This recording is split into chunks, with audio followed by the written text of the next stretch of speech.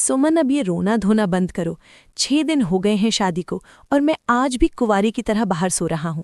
अब ये दूरी सही नहीं जाती। केशव ने जब सुमन की कलाई पकड़कर ये बात कही तो उसकी आवाज में किसी कांपते हुए प्रेमी की झिझक नहीं, बल्कि एक हताश पति की सीधी मांग थी। केशव पेशे से एक स्कूल मास्टर है। वो अपनी ही शादी के बाद से एकांत के लिए तरस गया था। कभी रस्में आड़े आती तो कभी रिश्तेदारों का हुजूम।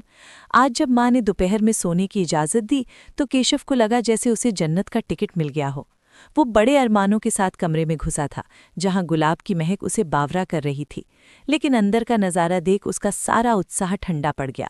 सुमन बिस्तर पर औंधे मुंह लेटी अपने मायके की याद में सिसक रही थी।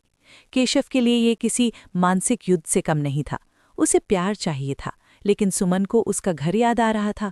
उसने किसी तरह पुचकार कर उसे चुप कराया और जैसे ही उसके करीब आकर साड़ी के पल्लू की पिन खोली, केशव की धड़कनें तेज हो गईं।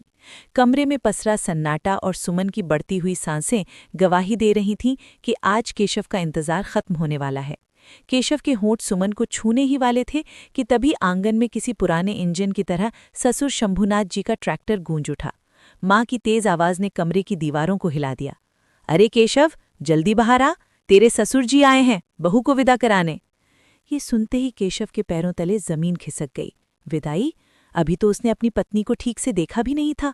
वो सन्न रह गया जब सुमन झटके से अलग हुई और अपने बाबूजी का नाम सुनते ही बिना मुड़कर देखे बाहर भाग गई। केशव कमरे में अकेला खड़ा अपनी किस्मत को कोस रहा था। जब वो बाहर पहुंचा तो देखा कि ससुर जी पग फेरे की रस्म की जिद पर अड़े थे। केशव की आंखों के सामने उसकी सुहागरात का बिस्तर उजड़ रहा था। उसने माँ की ओर देखा, पर वहां से भी उसे हार ही मिली।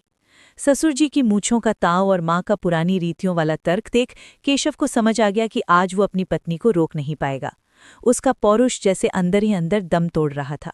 वो एक ऐसा दूल्हा था जिसकी दुल्हन उसके सामने थी, पर वो उसे छू तक नहीं सकता था।